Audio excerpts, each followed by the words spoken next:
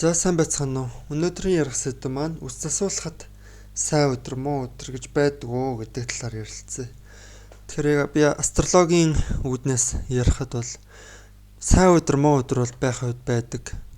Аливаа нэг зүйлийг хийхэд өдөр харах хэрэгтэй. Яг тэгэхээр одоо бүх зүйл бол энерги дээр тогтцож байдаг штэ.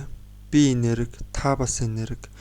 Бид нэр бүгдээрээ одоо энергийн түвшинд холбоотой байдаг гэж үздэг. Тэгэхээр энерги муутай өдөр үсээс суулгах юм бол магадгүй нөгөө хүлээгдэгч байдаг юм уу? Гадаад өрх гундахч байдаг юм уу тийм ээ? Онцгой үсчнээр ингээ үсээс суулчих юм бол сэтгэл төрөхгүй ингээд сөрөг нөлөөтэй байх боломжтой. Гэхдээ энэ дээр бол за энэ GoGo цэг маань ингээ сайт байна л да. Өнөөдөр 1 сарын 20-ыг харахад үс засвал өвчээрнэ гэсэн байна.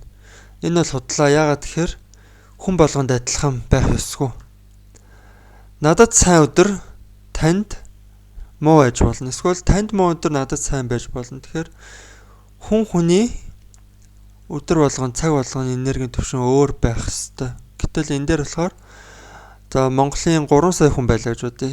3 сая 500 мянган хүн байлаа гэж бодъё. Тэгэхэд бүх хүн өнөөдөр өсөлтөөр өвчөрнө гэсэн үг биш. Хүн хүний хувьд тусдаа өөр байх ёстой. Тэгэхээр би бол энэ үс засвуулах энэ тайлбарт итгэдэггүй. За маргаашгүй харъя 21.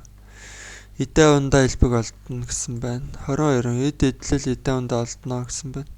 Тэр мохор сүсгээр энэ хүү зүйлд итгэхийн оронд одоо нөгөө арай баримттай.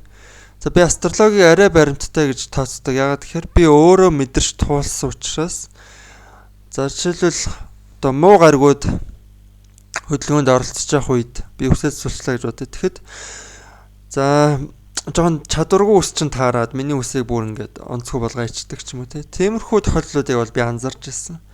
Тэгэхээр би өөрийнхөө хувьд энэ бол үний юм байна. Гариг иргэсийн нөлөөллөөр одоо би бас харж байгаа үсээс суулгах ёстой юм байна гэдгийг анзаарсан. Харин энэ дээр болохоор одоо нийтээр нь хувь хүнийг хүндлэхгүй тийм ээ. Нийтээр нь ингээд та нар бөөнөрөө өнөөдөр үсээс суулгах юм бол тийм байх болно гэдэг ингээд ерөнхий тайлбар хийцэн байгаа байхгүй юу. Тийм учраас би энд итгэхгүй байгаа. За тэгээд дараагийн бичлэгээр дахиад уулзцгаая.